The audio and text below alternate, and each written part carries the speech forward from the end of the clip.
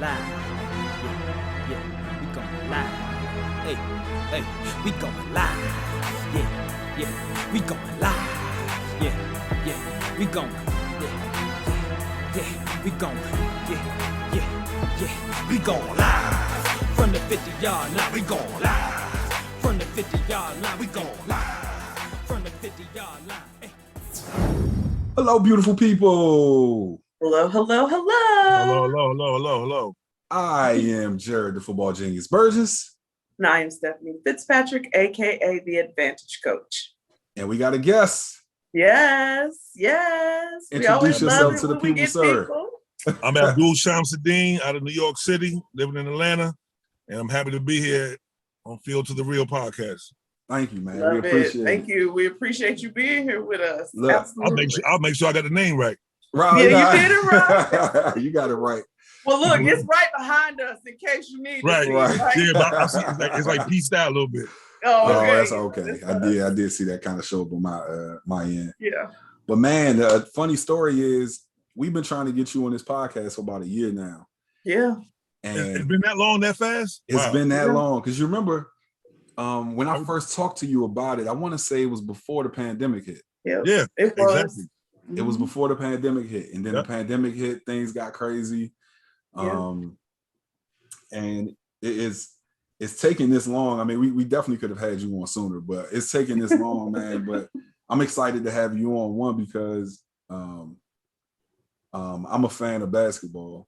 Well, my love is football, but I'm a fan of basketball, and so being able to, kind of talk to you about just how you got to the game of basketball. Like, what was your route to the game of basketball? It's funny because I didn't play ball until I was a junior in high school. I was 6'8", 16 years old. I used to go to an all-boys school called Cardinal Hayes in the Bronx, New York. I had transferred over from Cardinal Hayes, which is an all-boy private school. I was an F student. I was commuting from Staten Island at the time, which was like 2 hours to get there. So it was a lot for me. You know, the dress code was different. You know, my gear was crazy. I was getting laughed at on the train, on the bus. I had to take the bus to the boat, the Staten Island ferry, the ferry to the train, and then to the city, and take an hour ride straight up to the Bronx. So it's hard on a, freshman, sophomore, and your gear ain't right, high water pants, I'm growing every summer. So I ended up transferring to school and had moved to Staten Island as a freshman.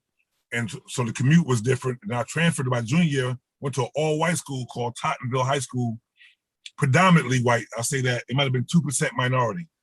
Okay. 4,000 kids in this high school. On Staten Island, which is mafioso Italian, way out on the island.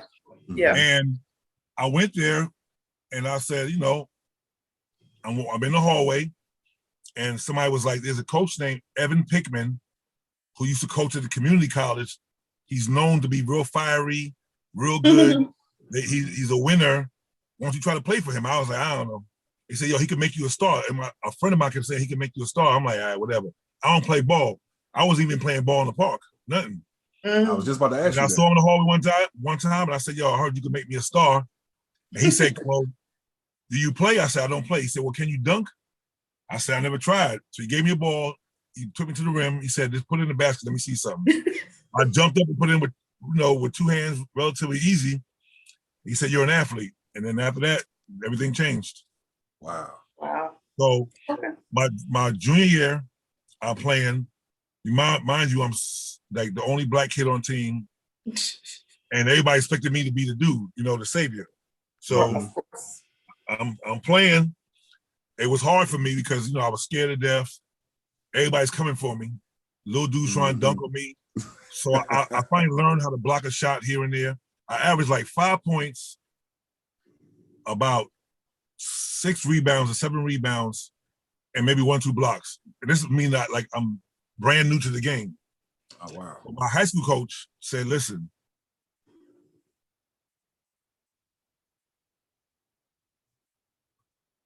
you hit the mute button.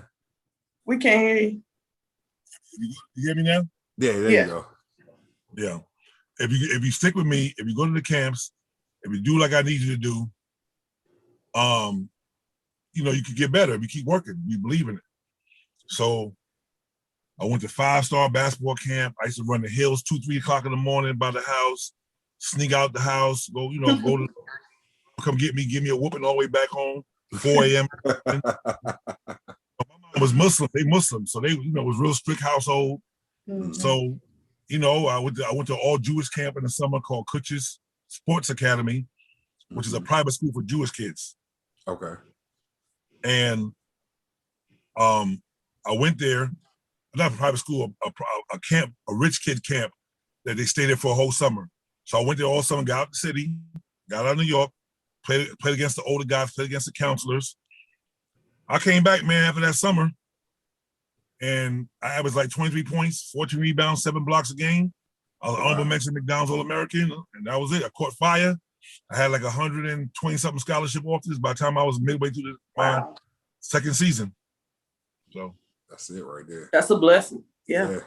And I ended up playing with a cat named, I played AAU, that going into my senior year, I played AAU for a team called Riverside Church, which is famous for the Kenny Anderson, all these guys come through there. So a guy named Malik Sealy used to play. Yes. So that was my AAU team. And he died in that car crash. Yeah, He didn't come into his house. Moses Scurry, who played at UNLV. Malik Sealy played at St. John's. I ended up going to Providence. So my AAU team had about 12 players, 11 Division I players. Wow, so, that's impressive. Out of New York. So that everything changed for me within 2 years of playing ball. Really a year and a half, because you know you play, and then the next summer you play like 4 or 5 months, and then you summertime. And yeah, so everything changed for me, man. Wow. Yeah. Okay. Go from nobody to top 5 players in New York City. You couldn't tell me nothing. Tell me nothing. You hear me? Yeah. That was destiny. That's all it was. That's why I firmly believe that anybody who's listening, if it's meant for you, it's gonna be for you, no matter what nobody says. Yeah. That's right. But it's not given. If you put the work in and it's meant for you, at some point, something good gonna happen for you. Right. Because the part, if you missed it, people, was he was sneaking out of the house, running hills 2 and 3 in the morning, working on the game that he knew he found a passion for. So that's why it worked out. Like, you would have just been like, well, I'm 6'8", they'll be good. Like, no, you worked at it. So that makes a difference. So not just being athletic, tall, whatever your assets are, you got to work. And so that's the part, that part. And that part is, I used to shovel the snow and the ice in the park off the whatever space it was, so I could shoot free throws and make layups, because wintertime. Right. Like, literally, hands frostbitten. Like literally, I was out there. Wow. Because I was so afraid to not be good anymore, like to not be good, that I really ate, slept, and dreamt it. And I really visualization is real, because I would put pictures and stuff on the wall of Charles Barkley, Michael Jordan when they was like coming out of high school. Coming out of college. Street and Smith magazine. I'm like, one day I'm gonna be in a magazine. One day I'm gonna be. They're gonna call my name on on the TV. Or one day I'm gonna get a scholarship. That's my first offer was from Fairfield University. They wrote me a letter, and I was so geeked. But all of a sudden, Villanova comes in, St. John's, Purdue, Iowa, Seton Hall, UMass, University of Miami. They start coming. Yeah. So and then I start realizing I got something. I'm gonna tell you something crazy. My senior year, I'm playing, and the gym is full of scouts. And Duke came to watch me play. And I effed up my opportunity with Duke, because that's the first time I showed my ass. I missed 4 or 5 shots. I caught a temper tantrum. I threw my mouthpiece. I kicked the chairs. And my high school coach said, I ain't gonna say nothing to you. We call timeout, you're gonna sit down. He said, when you sit down, look up at the bleachers. I want you to see something. I looked, and the Duke assistant coach closed that binder, closed it, waved at my coach, and walked out. He said, you just lost that. So second half, we see what he's gonna do. Second half, I had 30 and 20 in the second half, but they gone. Right. And I've always been a good kid, so I was never wild and disrespectful. But that particular time, they saw me only once, and that one time, first impressions is everything. Yes, it is. Absolutely. I lost that scholarship. Wow. But I never forget that. And I was 17 years old. Yeah. I'm 52 years old now. And I never forget that long as Life I live. lesson. Absolutely. Yeah. I got busy when they left too. 30 and 20, you did. Yeah, I was like, oh no. Ain't nobody else leaving the gym. Oh no. Right. So I'm glad you brought college back up and you went to Providence. So let's talk about what was your experience being a student athlete in college, and like that's from academic and athletic side. So people glamorize this, right? They make it, oh, you want to get to college and be a student athlete. They don't understand. Like, so tell them the real deal. No, when I got to Providence College, Rick Pitino was the head coach. You know, Billy Donovan, who's the head coach of the Chicago Bulls right now, was a senior my freshman year. Mm. Providence was the kind of like towards the bottom of the Big East Conference. Mm-hmm. You know, I went there because my mom, Pitino, came to my house and gave that good talk. My mom made me go. I wanted to go to St. John's. Mm-hmm. And St. John's, I wanted to go because it's my backyard. Mark, when I went to visit, Mark Jackson was my host and Shelton Jones. And Jason Williams, the one who shot the limousine driver. Yeah. That was my homie. So we supposed to go there together. So it was like, yeah, I'm going with Jason, you know, two big men, we're gonna take over, blah, blah, blah. But I ended up going to Providence. And when I got to Providence, I didn't realize that academics is a tough academic school. It's a private college. Right. It's small, but it's private and they had Western civilization. You had to take 2 years of that to graduate. Like, college is no joke.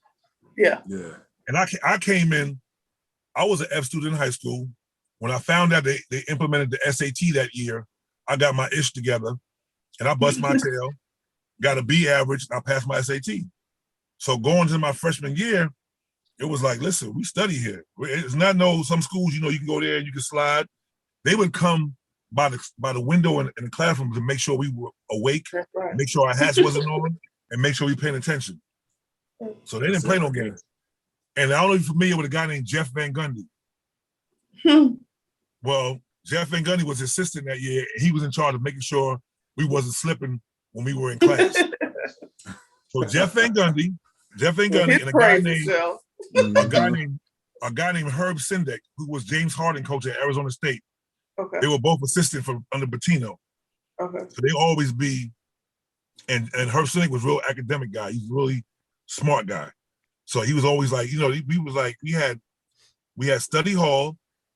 We had, listen, I give them credit. They was honest when it came to academics. Because, you know, you traveling, Big East Conference, ESPN, you make a move. Right. So anybody who's listening, in my opinion, if you're trying to go to college and play, get your stuff together in high school now. Get your study habits together. Mine was okay, but when I got to college, my freshman year, I had like a 2.9, like a 2.9 GPA, which is decent. My freshman year, I got towards the end, I got to like a 3.2. But after that, my sophomore, junior, senior year, I'm like a 2.2, 2.3. Oh man. I'm not gonna say glamorize it, but I'm just like, I did enough to get by. Yeah. Because I didn't fail now. I made sure I graduated. But it wasn't easy because I didn't have good study habits. You know, I didn't know. I'm like, practice. We practiced back then 2-3 times a day. They changed the rules now. Back then, they changed it because of us. We was always in the gym, in between class, 6 o'clock in the morning. Then we got the evening practice. Got to get finished by 8 and run to the cafeteria before it closed. Right. So we were consumed with basketball. Right. So after that, you know, I'm trying to find girl time. I'm trying to see where the club at. We're dancing. Who want to battle? There's some balance to this thing, right? Yeah. Listen, I'm pop locking. Who want to battle? I'm in it. I'm on it. So I'm like, yo, let's get to it. But in hindsight, I say this. I studied liberal arts. I would have took more towards communications because that's my thing. Liberal arts is like English, you know, reading and all that stuff. And I definitely would have buckled down a little bit more academically because no matter what, I graduated, but still, the competitive side of me and the mature Abdul, I would want to have excelled at everything I did. Yeah. No. That's school what we for everybody. About. Yeah. Right. Yeah.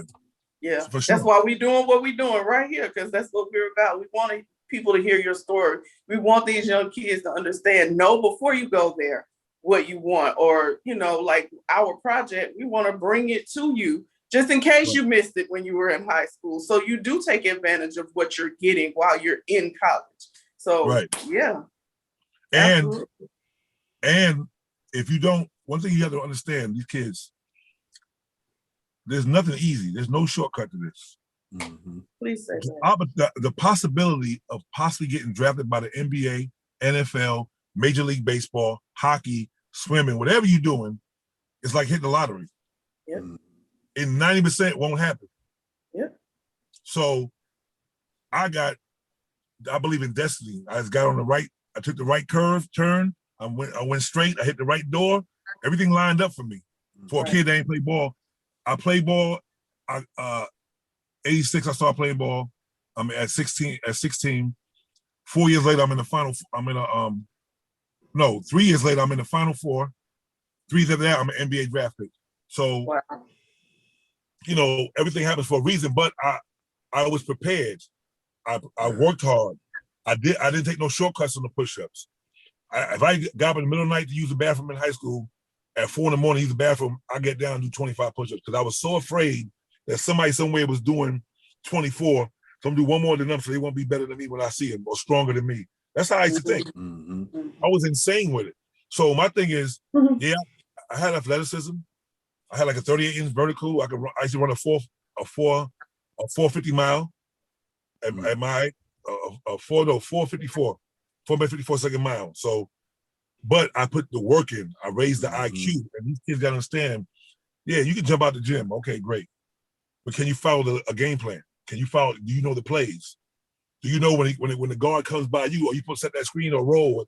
It's 90% IQ, 10% physical. Yeah. For the longevity.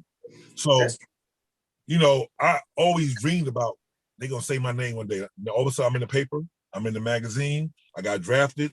You know, your dreams come true if you really visualize and you really believe, but you gotta follow through. You have to follow through. Yep. So I'm not sure if you you know about the Field to the Real podcast. Right. But the podcast was birthed out of the project that Stephanie and I created, called by the same name, the Field to the Real Project. And to kind of make it brief without, giving so much of an explanation of what we do, our charge is to connect college student athletes to their passion so that they can connect to their purpose and to help them to transition to life after sport, which is, tough for a lot of people a lot of student athletes, especially those student athletes who have aspirations of playing professionally. Sometimes it's very hard for them to transition to life after sport. Right? Yeah, so I know. That's what the Field to the Real project is, right now, and that's in a nutshell. We it's a lot more that we can explain about the Field to the Real project. But knowing that, did you all have something similar to that while you were in college? That's the thing. No, we didn't. Now, they do it now. Some coaches and some teams do it now. In my opinion, I think all kids should learn how to, one, balance a checkbook, learn a skill outside of basketball, not just learn it. Basically, outside of their spit. That's right. Real life situation. Because basketball, you break a leg, you snap this, you pull your Achilles, it's over with. Just like that. All that work, 20 years of going hard, down the drain, just like that. Right. So they don't tell you. I mean, it's good to learn, history, the history that they say is the history. But my thing is to learn how to exist beyond the sport is a problem for a lot of people. Because when all you do is like, I'm going to be a ball player, I'm going to play pro, and that's what it is. And when all of a sudden, even when you have to stop playing, like, you ain't moving like you used to. There's no contracts coming in. Yeah. 9 to 5, or what's your game plan? Or what have you put in place just in case this doesn't work? A lot of times you're not doing that. And not just coaches, but our, African-American families, a lot of them don't prepare their kids for life after that sport. Got a lot of these parents living through their kids. Yeah. Little Jamel gonna be All-American. He going in there and we gonna get the big house off his back. And they don't have no game plan. Like some kids, if in my mind, you sign a contract and you playing pro ball and you blessed, guess what? Take some of that money, open up some laundromats, get some stores, get some stock. So I'm cultivating that because you might have 2 years, you might have 10 years, you might have 12 years, but you might. But you definitely have these businesses if you know how to structure them and put them in place, and the savings and our IRAs, the whole what was that, Roth accounts and all Roth IRAs, yeah, all that stuff. You gotta. That's what should be taught. Yeah. That's what they should be learning, not about Christopher Columbus, because he don't matter. And Thanksgiving, when we already know what that really was about, and you need to learn real life situations. I don't believe kids are learning about algebra unless you're going to be a rocket scientist or an architect. Because guess what? At the end of the day, there's no algebra in your bank account. When you take $20 out, you less $20. So it's plus and minus. Now I'm a math teacher, so I'm gonna just take a little offense, but it's but I'm just saying in reality, when everyday life, 90% of people who live in everyday life are worried about pluses and minuses. Yeah. Well, I'll say this for algebra. I agree with what you're saying, but I will say this much for stuff like algebra. It is about learning how to think analytically. Oh yeah, that's okay. I got you on that. Well, guess what? I hate algebra. Yeah, that was my thing. My teacher. See, that's another thing. My teacher wasn't a good algebra teacher. Yeah. Because I think anybody who teaches anything, if you can connect with the student, you got them. That's the whole point. I mean, that's what it is anyway. Absolutely. We had them. Okay, chapter this. Fill that out. Do this, and hand it to me at the end of class, and they go to do what they're doing. That's how I learned. Oh no, that ain't how you teach. But yeah, exactly. Neither here nor there. But okay. Right, but anyway, long story. But at the end of the day, my thing is, you have to, these people need to learn about, like, a lot of athletes, especially back then. They were, they come out of school and say the ones who didn't get drafted or didn't get opportunity.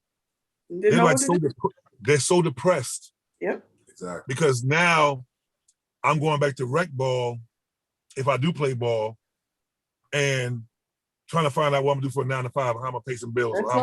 That's it. Yeah. And so that's our goal. And one more thing, for those who do make it, and they're fortunate enough to be blessed to make some income off it, everybody and mama got their hand out.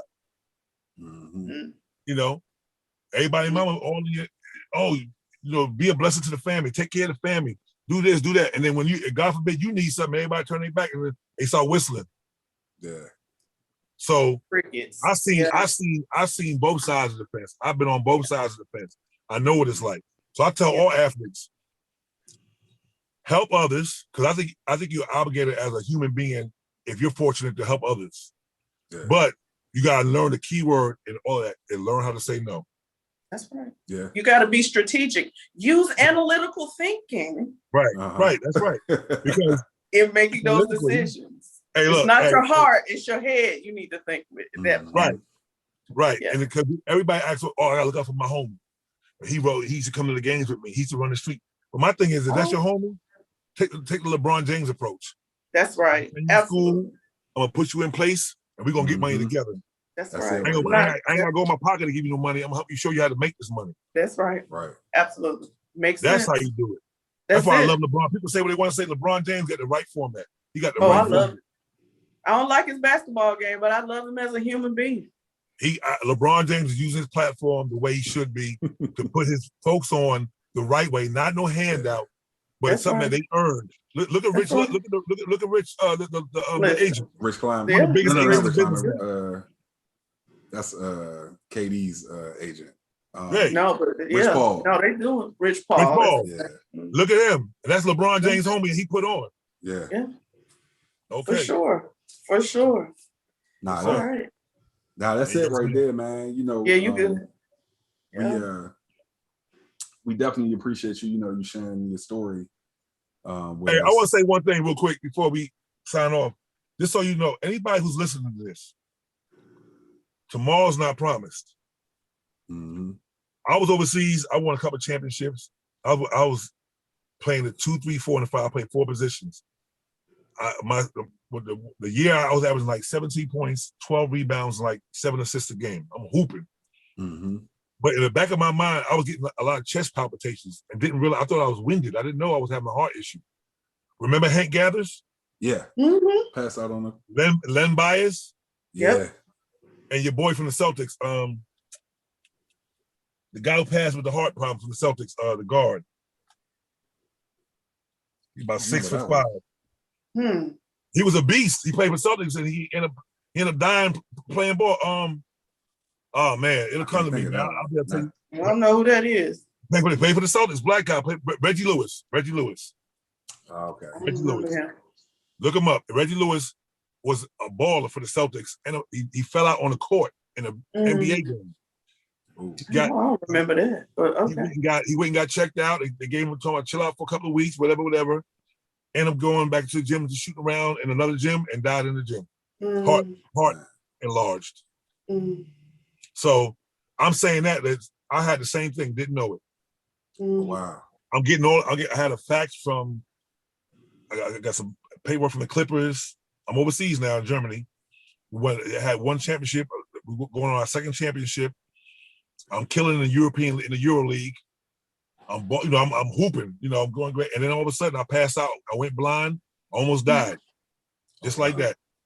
1997. I was 26, 27 years old, something like that. 27 years old, 28. And just like that, things changed. I took a couple of years off. I ended up going back and play, but it's not the same. But I'm saying that to say you could be on top, and then just like that, things change. Yeah. I never drank a day in my life. I never smoked a day in my life. Mm-hmm. Yeah. All I did was bust my tail and ball, chase chicks. Well, I used to, chase chicks, and hang out, dance, party, do all that stuff. But my thing is, one thing I realized I learned, man, live in the moment, prepare for the future, and be thankful to God every day that you're alive, because every day is another chance to do it better than you did the day before. Yeah. Good stuff. Love it. That's what it is. Anytime y'all need something, man, I got a couple of guys that you might want to talk to on your podcast. They played at North Carolina, played at, some big schools or who are coaches and stuff. So you just let me know. I got you. Oh, man, we appreciate it, man. Yeah, thank you. Sure. Yeah, For sure. I got a football player. So you going to hang around with us while we do the rest of the show, or you out? No, I hang out for a few minutes. I hang out a little bit. I can listen because, I'm still waiting on my little child. So I'm out here. She's playing volleyball. She's 6'1" playing volleyball. Oh, wow. Well, that's a good sport for her at 6'1". That's right. Yeah, that's right. All right. This how we do the show. We start off with a who's really right, and a who's really right is kind of like the debate portion of the show, where we pick a topic, and typically Stephanie and I are on opposite ends of the topic, unless there's like multiple choices. So today, our topic is, are the play-in games making the NBA playoffs more exciting? Okay, so we go. Before you go, we're gonna let Stephanie go first, because ladies first. Yeah. Then I'm gonna go, and then what you do is you're gonna break the tie. So, based off of just for this part, based off of how you feel about this, we'll let us know, at least for right now, before the fans get to it, who's really right. All right, let's go. So Steph, ladies first. All right. Are the NBA playoffs more exciting with these play-in games? Absolutely. I have seen, I think, more fervor and more grit from the teams in this that are vying for these positions than I have seen. The bubble was probably good, but this is like the next level, honestly, in how they're playing right now. And let me just, I'm not a stats person, but I got to give you the stats, right? ESPN says that this, the game between the Warriors and the Lakers, their play-in game had the most people watch it since the 2019 Western Conference Finals. Oh, wow. 5.6 million people, I believe. Yeah. 2.29 million people watched the Grizzlies and the Spurs. Now, who want to see that? But they watched it. But they watched it because we're seeing like the teams they're fighting for their lives. Right. And you see it, and it's obvious. And so I think this was a brilliant idea on the NBA's part. I'm enjoying it personally. So because it's not completely over, right? It's only getting better though. But okay, go ahead. Well, no, I'm saying the play-in games aren't completely over because somebody plays tomorrow night, right? Yeah. Right. Well, both of them play tomorrow night. So let me just say that both of these games, or all of the games, all four of them, I fell asleep on. The two on Tuesday and the two on Wednesday. But let's put the caveat that you go to bed at like an old man, like 7 o'clock at night. So let's put that caveat out there. Yeah, so that's a serious caveat right there. Yeah, I am an old man. I am usually asleep by 9 o'clock, right? Yeah. What? See? But for real? He gets up at 4 o'clock in the morning like a dummy. I don't know what that's about. But my alarm goes off at 4:20 every single morning. Yeah. That's weekends too, right? No. But when there is a game or there is something to stay up and watch, I'm up and I'm watching it, right? Because Snowfall don't come on till 10 o'clock. That's my show. That's my show. Mine too. That's my show. We gotta get step on it. We gotta get step on Franklin Saint. I ain't got there yet. I'm gonna get there. No, but in all honesty, like what I fear is going to happen is that while people may watch it because it still gives that playoff atmosphere, one, you're putting more wear and tear on these players that have already had way too much wear and tear on their bodies in this past year because of how the season ended and how it got restarted so quickly. Yeah. But the other thing is, while the games are entertaining, it's looking like the 7 and 8 seed are going to be the 7 and 8 seed. Right. So we gave this cachet to the 9 and the 10 seed, just to create some excitement. And maybe basketball needed to do that because the ratings have been, kind of plummeting over the last few years. But I wasn't excited about it. I'm excited to see the 7 seed Lakers take on the number 2 seed Phoenix Suns. Yeah. LeBron James hit that buzzer beater. So we're not talking about that. It's all GOAT James, huh? But I will say this. It's not the GOAT. I will say this. I agree with Stephanie. Right? Yes, that's my name. Yes. Right. I agree with her. I agree with her because at least it's almost like the college approach. Okay. You gotta, now you gotta play. You ain't like, okay, I'm a shoe in, so I'm just gonna take it easy. You gotta come out on all cylinders now. Otherwise, you're gonna get bumped. Yeah. Now, even if you are that 7 or 8 seed, you still got to play to stay there. Right. Because now it's a sense of urgency. Yeah. Like you watch the All-Star game. Everybody watch it. It don't really start playing until the last quarter. Yeah. It's like going hard because it's bragging rights. Right. So now it's like, some players don't like it, but guess what? Now you got to play because you might have whooped ass all year long and go ahead and get bumped off that first game. Yeah. For those who are playing in, you might have an opportunity like without the play in, you figure I'll probably make it, but now I really got to play to make it. Yeah, that's it. You're going home. Yeah. And now you got to earn them checks. That's it. True. Pretty much. And now, like Thank I said, you, Abdul, for being on my side. I'm just saying that. Look, I see his point, but at the end of the day, being a former player and watching the game and seeing, in my opinion, a lot of times guys in the league take it easy. They might play 2 games hard, 3 games. I'm gonna lay back a little bit. Or in the league, you know what? Let's conserve him. Let's sit him down for a couple of games. Right. Like this. Now you got that. Listen, we need everybody to play now. Right. Because guess what? That's why Jimmy Butler is so you like him so much. He grind every night. Like he play like it's a playoff game every time he hits. People say what they want to say about him, his attitude. He play hard. Russell Westbrook play hard every night.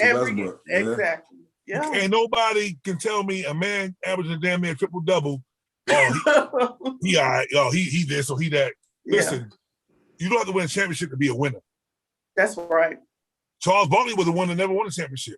That's right. Pat Ewing was the one that never won he won college, but he never won an NBA championship. Still a winner. Yeah. Actually, anybody who's makes it to a professional level and gets paid to do it is a winner. That's right. You really want to do that because you're doing something millions of others can't do it or would love to. Yeah. That's right. So that's true. But I agree with you. Let it be a player. Earn your keep. I'm just saying. Y'all have a good one, man.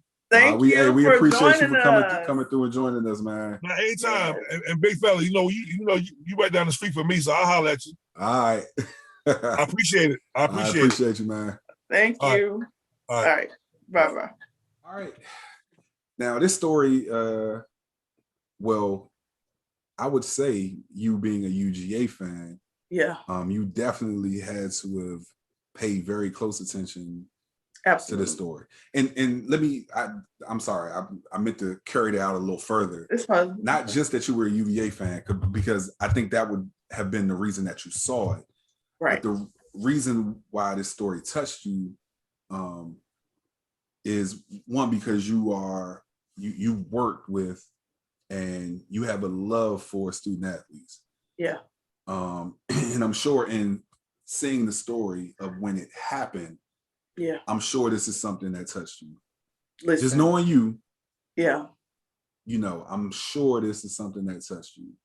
I felt like he was my own, relative.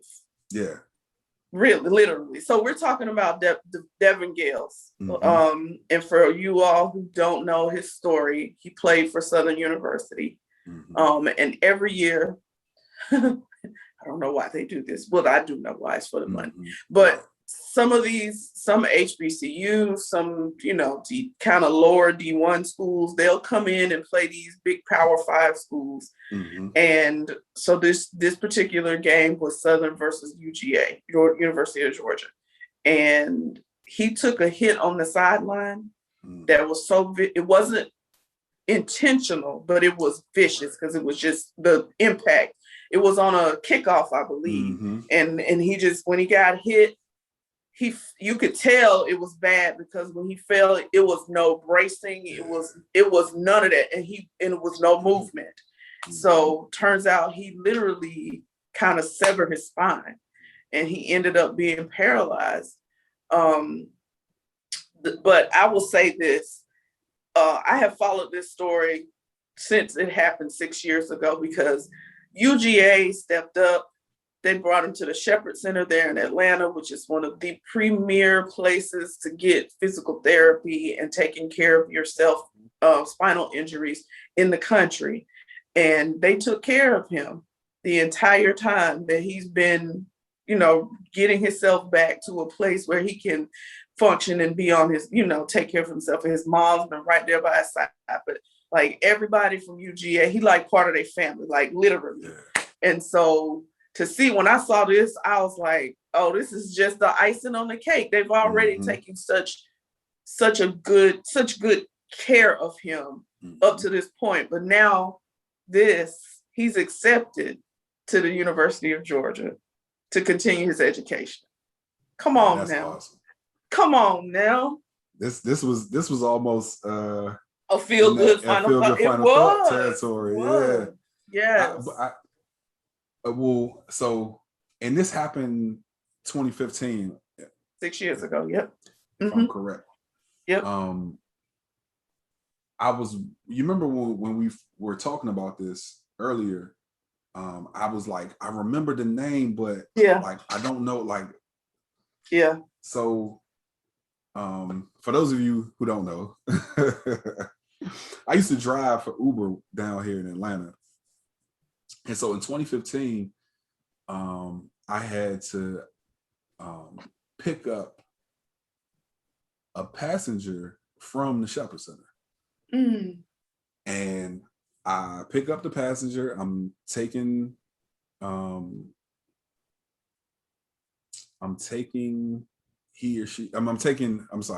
her around. Yeah. It was her husband she was there for, excuse me. Okay. So I'm taking her around, and you know, with an Uber, like, you drop the person off at their destination and then you go about your business. Going about your business, right. Well, she and I had such a good conversation. The place that she needed to go, she just needed to run in quickly and then come back out. So I told her I would just wait for her. Yeah. And one of the things that she said was that she asked me, did I remember the football player from Southern University who was paralyzed. And that's how she told me. She's like, yeah, he's in he's in, you know, this place or whatever. And I was like, wow. Yeah. Like, because I remember seeing the injury. And this might not have been 2015. This might have been maybe like 2016, if I'm not mistaken. But when she said his name, and that's why, like, when you said it, when I looked at the name, I was like, that name sounds familiar, but I can't place it. I hadn't followed his story too tough, but I did see, I saw like little updates about him here and there where they might put it on ESPN or something like that. But just to see this, to see the fact that he was accepted in the UGA 6 years after this happened. That's definitely, like, you know, one of those eyeball sweat. No, really, that we literally would feel good final thought. Yeah, no, it is. It would have been. I was just like, nah, we just talk about this, because I really feel like this is. I mean, I don't want it to sound bad, but this is exactly why we do what we do. Right. Situations like this. This young man was playing football one day, and now it's over. Never to touch the field again. Right. What does my life look like? How do I keep going? What is it that I do now? So I'm just excited to hear and see, and I hope they'll cover it. Like, what is he doing? What are you going to school for at UGA? Are you going to be a coach? Like, all that kind of stuff is in my head now about what the possibilities are for him in this. So I'm just really excited for him. And kudos to him because not once, I mean, we don't know what happens behind closed doors, but for what we can see, he's kept a positive attitude, and he has just kept pressing forward. And so for that, I am like, go boy. Yeah. Shout out to him for, like, really, for sure, for really pushing and really sticking it out. Like, absolutely. You know, like, even wanting, like, I'm going to go back to school. Right. You know, I'm going to finish what I started. And I love that about this story. You know, he had every, you know, opportunity, and nobody would have disagreed. Thought anything about it. Absolutely. Nope. But he's like, nah, I'm going to finish what I started. I love it. I love that. I love it too. I'm so excited for him. Yeah, that's real cool. All right. The MLB. I mean, they just can't get it right. Like, I don't know what to say about this. Who's in charge for marketing for this league, but fire them ASAP. No, I can't say that, because I don't know where, like, attendance is for the games, and, you know, with the TV, you know, what ratings are looking like. Yeah. But, you know, when we talked about this earlier, we talked about how home runs in the 90s, the late 90s, kind of saved baseball. Like, the sport was, you know, on a downswing. And so this Be Lighter Baseball is affecting the game in a way that the batting averages have decreased. Listen, these numbers, I'm looking now, the league saw 606,776 homers in 2019. Uh-huh. So they said, and that was over the last 162 game. That was the last 162 game season they had, right? Because of the pandemic. Right. But so between that and strikeouts, right, there were this astronomical number of strikeouts as well. Okay. So some genius somewhere with Major League Baseball made this decision because they felt like this was just too much. Okay. But, well, in my opinion, why do people go to the game?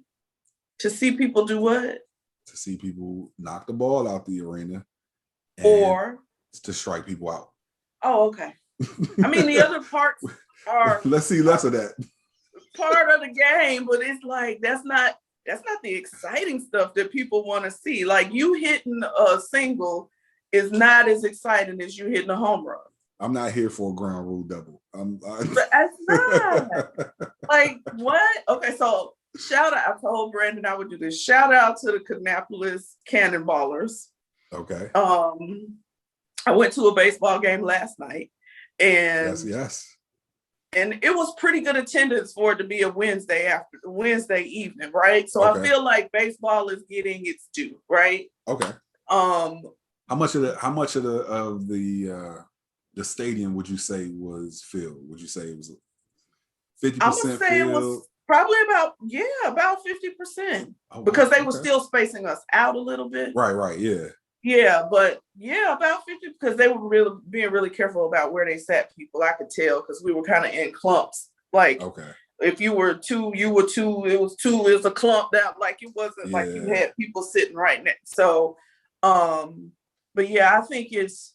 It was about 50%. I would say. Okay.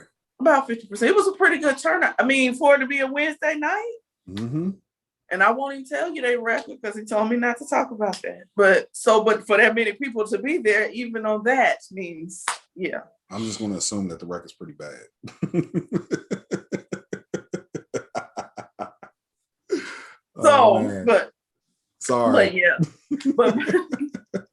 Sorry. So the genius who we talking all this and hadn't said what we talking about yet.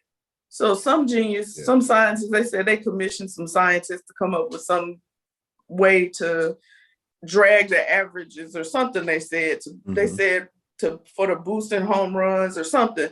How do you want to keep boosting? Anyway, to slow down home runs, I guess is what they were saying. They did this, and so they've lightened the ball this year.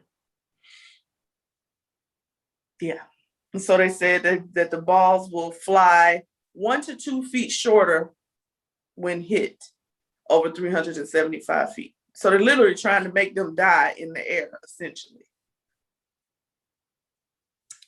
I don't get it. Because they want more of the other things other than just home runs and strikes. But the batting average is down. So that means they must be striking out people more or some. I mean, well, I guess if the ball's lighter, they get more opportunity to catch fly balls too. So well, true. Yeah. So that's the other affect reason. batting average, but that would affect the batting average. Yeah. I would also think with a lighter ball and baseball aficionados, please tell me if I'm right about this or if I'm wrong. Like, please correct me. I would think with a lighter ball, you would get more movement on a pitch. As a pitcher? Mm-hmm. Yeah. And so the more movement on a pitch, like, I mean, I guess there are other factors that go into this, but the more movement on the pitch, to me, would make it more difficult to hit. Did you see that pitch they showed on ESPN the other day? I didn't, but I can imagine. Where the catcher, the curve ball was he didn't even catch the ball. It was such a curve. It was crazy. Yeah, I gotta see that. Like the ball curved so much that it like went right past his blood. It was crazy. I was like, what is happening? But now that I know this is what's happening. The ball's lighter. Yeah. So I don't know. To me, this is an epic fail on their part. But hey, you know, y'all paid scientists to make this work. So yeah, let's see how that works for you. God bless y'all. Yeah. Just confused. I don't understand. I was like, what? Okay. All right. All right. On to the real. Yes. Even though this is Mental Health Awareness Month, I felt like, you know, we choose between Onto the Real or Mental Health Moments. So this Onto the Real was inspired by, I watch a show on HGTV called Hometown. And it's Ben and Aaron Napier. They're from Laurel, Mississippi, and they are like renovating their town, a home at a time kind of thing. But HGTV reached out to them and asked them to do this for other towns. So now they have a spinoff show called Hometown Takeover.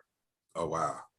And so they go to another town and they try to help them by picking certain places, and they help build up the town through the things that they do to renovate some houses, some businesses. It's really cool. I love the show.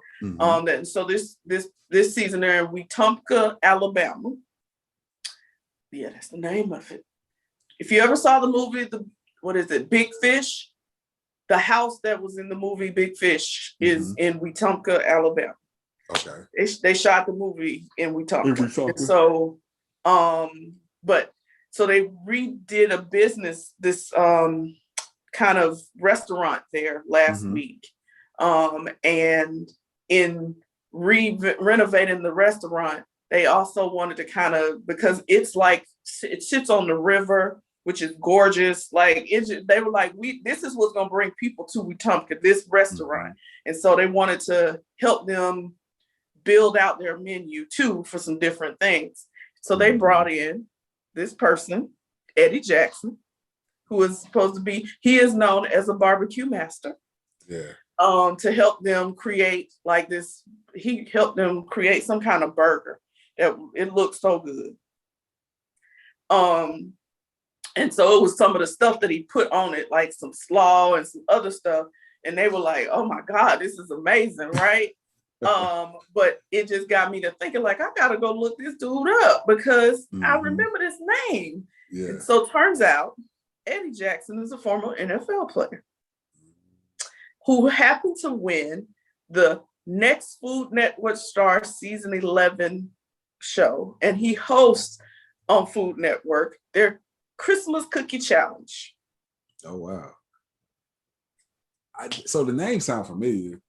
He played with a couple of teams, but yeah. He's from Georgia. Okay, DSGB.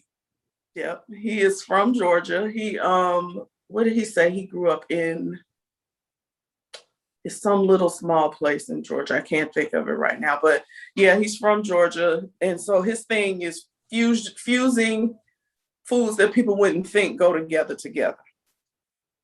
And then barbecue. He said he literally barbecues every day. Oh, wow. Really? Every day. I need to get like him. No, really. That was my life for a long time. Like literally on Sunday, that's all I did. I would just get on my grill and eat off of that the whole week.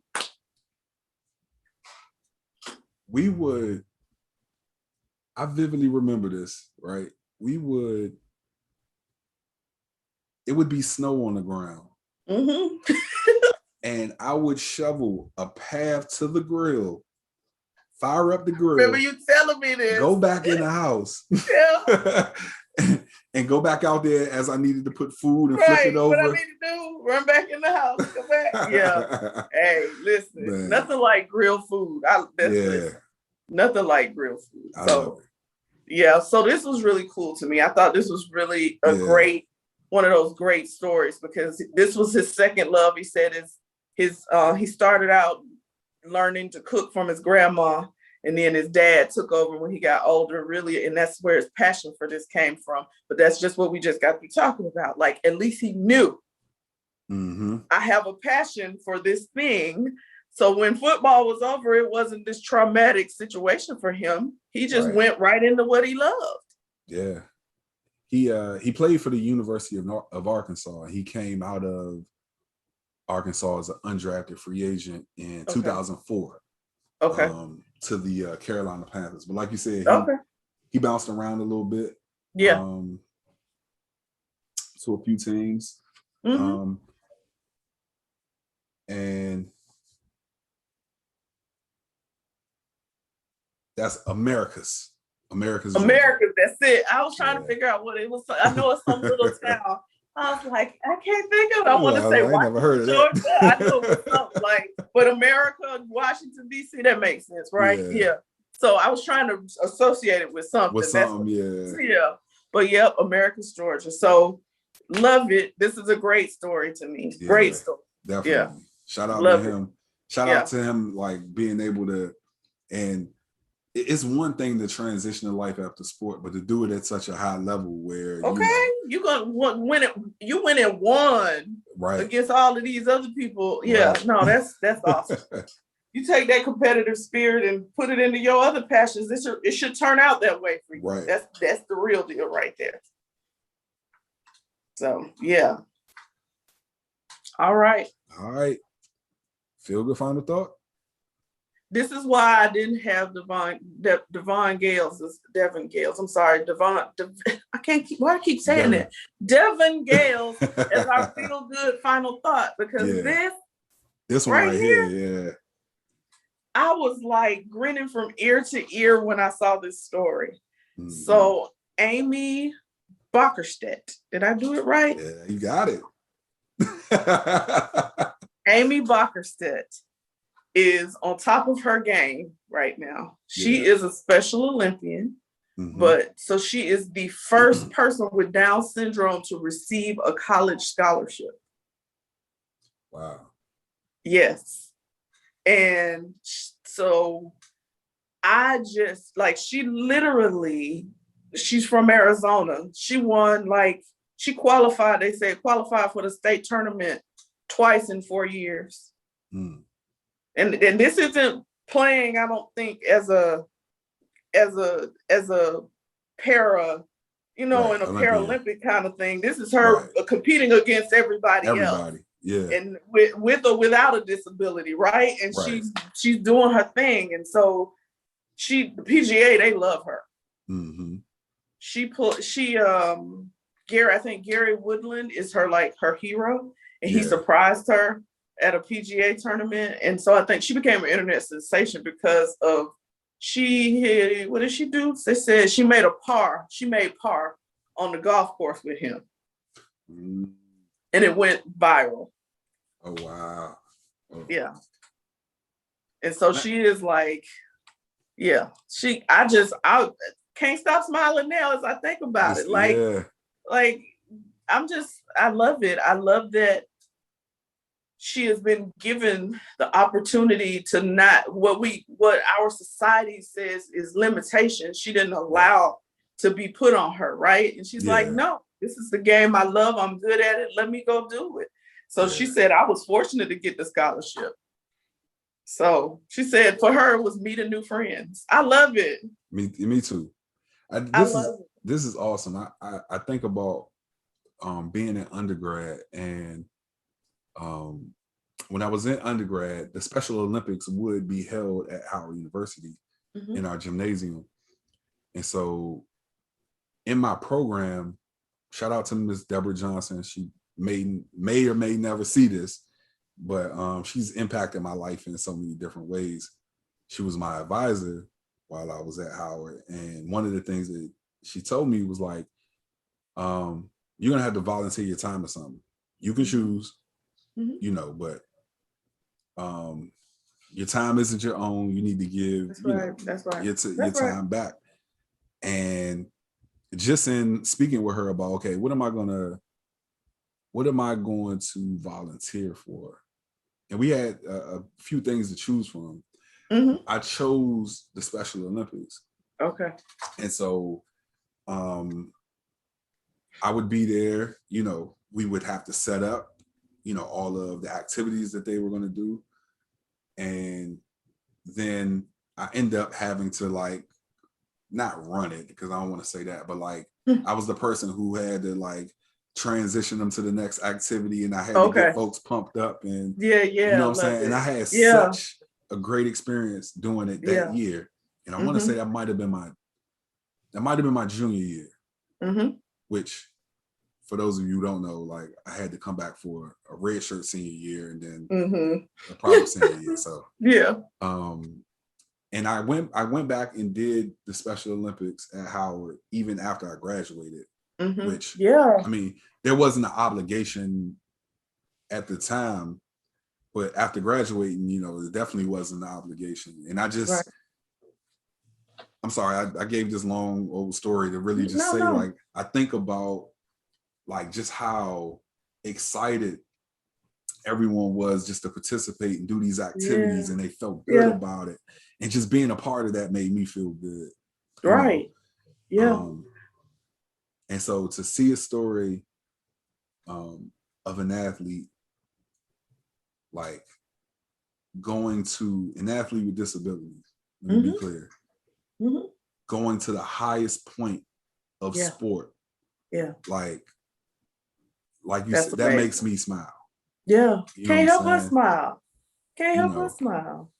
And so I'm glad like this was our feel good final thought. Yes, absolutely. And not to slight her, she's also the first person with Down syndrome to play in a college championship. Oh wow.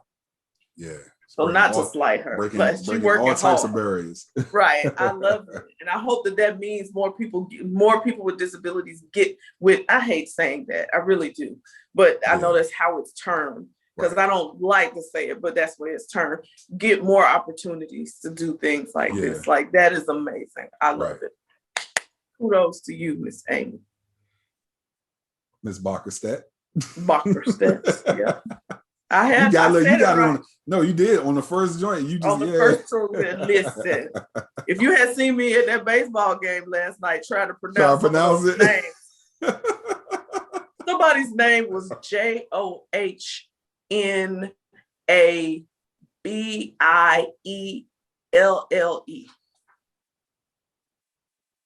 I thought I had it at first, and you just started putting some other letters in there. I was like, is it Jonathan L? What is this child's name? Like, what is this? Of course, you know who was like John. Like that is not his name. We're gonna shorten it. John. I was like, no.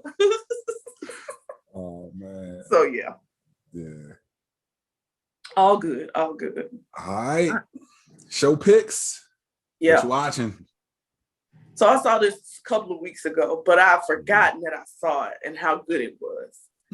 It's based on a true story. It's called Concrete Cowboy. Idris Elba stars in this movie. It is really good. I didn't think I'd want to watch it because I'm not the Western, I love horses, but I'm not into like that cowboy kind of, that kind of thing. But it was really good. I would recommend that people go watch it, not only because like it's just cinematically it was good, but because the story of these people in this urban area who have their own their own like stable in the middle of the city. They riding their horses, right? And it's just like, wait, what? I mean, this man had a horse in the middle of his house. Yeah. Oh wow. Yeah, one of the horses was staying in his house. I'm like, what is this? But the story is built around them and their love of riding. But then it's so much deeper than that, because it's still talking about the violence, the gang violence, the drugs, the things that are still happening in the urban area that they lived in while being cowboys, basically. And I love that they integrated some of the actual people who participate as cowboys that are part of this crew for real as actors in the movie. Oh, wow. Okay. Yeah, I love it when they do stuff like that. Like, so they were talk about The Wire all the time. Yeah. So I thought that was really cool. But no, that was it is worth the watch, I would say. Yeah. Well, I saw the preview of it, and I knew that was one of the movies that I had to add to the list of the ones that I'm gonna have to watch. Yeah, go watch it. It's a good one. Yeah. I believe this was one of your show picks a couple of weeks ago. Yep. And so I sat down and watched it, as you told me. I told you. You didn't text me like you said you would. I didn't. You didn't. You said I was gonna watch it. You were supposed to text me. I was supposed to text you as soon as I started watching. Because it was worth it, right? Oh, it was worth it. Wait, I didn't. My first time watching it. When did I start watching it? It was a couple of. I might have been Monday, I think. Oh, okay. Was it Monday? It's worth it though. I don't even think you gave it as much justice as it needed, because this is hilarious. First of all, Mike Epps and Wanda Sykes. Whatever he does, he's gonna be funny. Wanda Sykes is the wild card. She always been funny. Hilarious.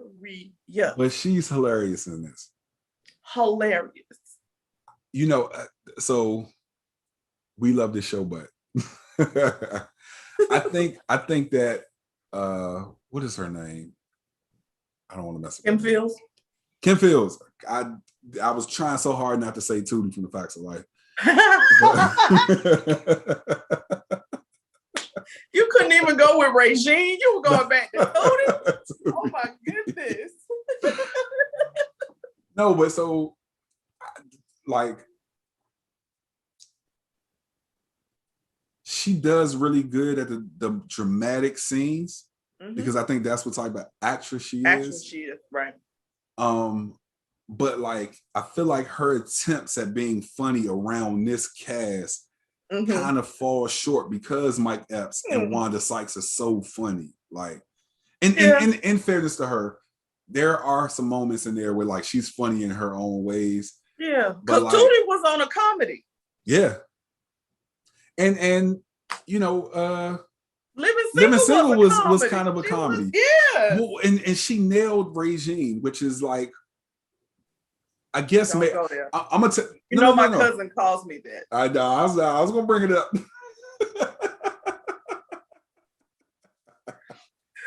No. She nails Regine, and I think that like because she was funny in that role. Yeah. I think the issue, and it might be my issue, it might not even be that. I think the issue is because I've seen her, like, you know, don't judge play me. that role. No, I've seen her like, and how she really is. Like when she was on Real Housewives of Atlanta. Oh, I didn't. No. She was the classiest thing on there. She was very like, and so what I saw from that was like, she's nothing like how Regine was, like, you know. And so I feel like, and this might be the mark of a great actress, looking at her play this role, feels nothing like her. You know what I'm saying? That's a good thing, though. That's a great thing. thing. That's why she did it. Right. It stretches her and it takes her out of that kind of box that she could easily be put in, because she played Regine so well. And that's why I feel like it's me. Yeah. It's probably me. You know what I'm saying? Like, just which, you know, the mark of a great actor or actress is to see them be so much different than themselves. Yeah. Like that's when you know they've mastered. To see her cussing, that's what people been like, watching Kim Fields cuss just made me cringe. Like, what? But I love it. I love that she stretched herself and did something that was totally outside of the box of what we would expect of her. So I don't know. The show is hilarious. No, it's hilarious, and I'm sorry that I was being nitpicky about it. But no, you good. No, I love the show. I do. I do too. The stories you undersold it. Yes. The storylines are what make between Wanda and Mike and the storyline. Yeah. It's just you don't get no better. Like it's really good. Yeah. Yeah. It is. Yeah. You said I undersold it. I tried to say when I was going to go, you know, look at it or whatever, and I was thinking to myself, I was like, oh yeah, this is gonna be funny. Right. And so I think about and no disrespect to Jamie Foxx, like, oh yeah, Like, so it's totally different than that. Totally different. Now, yes. What's his name? David Allen Greer. David Allen Greer saves the show because he's hilarious. Absolutely. He saves the show. And so I didn't want to get my hopes up. I was expecting it to be good, but I didn't want to get my hopes up. So in comparison to that, I was like, oh no, this is hilarious. This is hilarious. This is hilarious. Listen, yes. And I just, like I said, the storylines, the things they talk about, it feels so, I don't want to use stereotypes, but I don't know another way to say it. It feels so Black family. Yeah. You know what I mean? Like, this feels like everybody family for real. Like, this can be easily. I certainly identify. I certainly identify. Easily. But I'm still on the Ghetto Twins. That's funny. Oh yes, yeah. Y'all came up with some stuff with that, with the Ghetto Twins. Oh no, okay. No, but that's it must be real. I don't know nothing about it. I've never heard that. I'm Regine, I guess. You know, I thought about you, right? Oh, when you was watching the show? Oh, I'm sure. Like, oh, this where they wait, did they talk to, was he a consultant? Like, let me go holler at Tyler Perry now. Oh my God.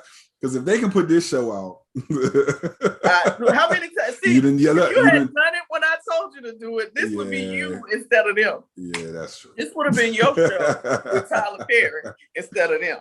Yeah. Yeah, but no, it's wonderful. It's a good show. Listen, you need a laugh. I just say that's it right there. Go ahead, tune in. I might watch it again just to laugh again because it's one of those like did they say And you know how I do with shows like with a Everybody Hates Chris or with a the Carmichael show. I'll watch that joint for eternity. Right. Like that's so right now. I mean, I'm not throwing out another show pick, but I had to share this with my aunt because I don't know. Have you watched Schitt's Creek at all? I haven't, but I keep seeing it. And I'm like, listen, I laugh like a schoolgirl every time I see it. Listen, it is so stupid. It's funny. Yeah. I gotta check that out. I love this show. That's one of those for me. I can just watch. I literally be at work when I'm not with a patient and I'm just typing stuff up with my headphones on, watching Schitt's Creek at work. Oh yeah, I'm gonna have to check that one out too. It's hilarious. Just stupid. My aunt called me like, "Girl, where's this show been? This is so funny." So yeah. Man. But all right, we made it at the end of another one. Yes. And let me go let's say our salutations to the folks so I can go toss your nephew in the shower. Hey, he been great. He has. Listen, he really has. Been great. So let's go. For a 6-year-old right. You know. Hey, no, this is great. Thank you. Thank you, Jack. I'm gonna tell him because if I invite him in here right now, he's gonna stand. We're gonna be on another 30 minutes. Yeah, we're gonna be on another 30. Yeah. Yeah. Nah, but thank you guys out there for watching and listening. We truly appreciate it because we've seen the numbers in video and audio increase. So those of you who are catching on and listening more, like we truly appreciate you guys. Absolutely. I'm excited by it. I saw the numbers jumping. I was like, really? After missing 3 weeks, you get these numbers. Hey, listen. The folks missed us. We back. It's good to know you were missed, right? Right. Yes. Love it. Yeah. But if you want to reach out to us, you can definitely hit us up on our email account, fieldgoodfinalthought@gmail.com. Reach out to us on Twitter, field2therealp1. That's at field2therealp1. Hit us up on IG, field2therealpodcast. Definitely go to our YouTube page. That's Field to the Real Podcast. Like, share, subscribe, comment. And none of them weird comments that some of y'all be putting. I think that's bots or something that's like putting some weird stuff up there. I haven't looked. You know, I don't look. So I didn't try to click on it because it looked like it might be a link to something. You know what I'm saying? But no. Yeah. And check out our Facebook page. Yeah. Every time that we have a video come out on YouTube, you guys will see it on Facebook. So come to our page, interact with us, you know what I'm saying? Let us know how you feel about what we're doing. Definitely let us know if there are, you know, some athletes out there that we can talk to, have conversations with, just to be a support, you know. And if you have some connections to some of these universities, definitely, you know, plug us if you can. We'd like that. Please and thank you. We would appreciate that. Yes, but please and thank you. But this is episode 110 of the Field to the Real podcast. And all right, double digits. Out. Yes. Peace. Peace. Yeah, you know, yeah. I put it in front of my shirt. Nah. White. That right one? Oh no! Yes, it disappeared. Oh, okay. Like, no, don't say it now. You know what? I'm just gonna sit on my hands. I'm not gonna do it. Forget it. You was good with the left hand, but when that right one came up, oh my God, that finger disappeared. Oh no! She's not giving you. She's not flipping the bird. I'm not giving you finger. I promise. All right, y'all. We love y'all. We out. Now put the cameras on me. Put the cameras on me. Put the cameras on me. Put the cameras on me. Put the cameras on me. Put the cameras on me. Put the cameras on me.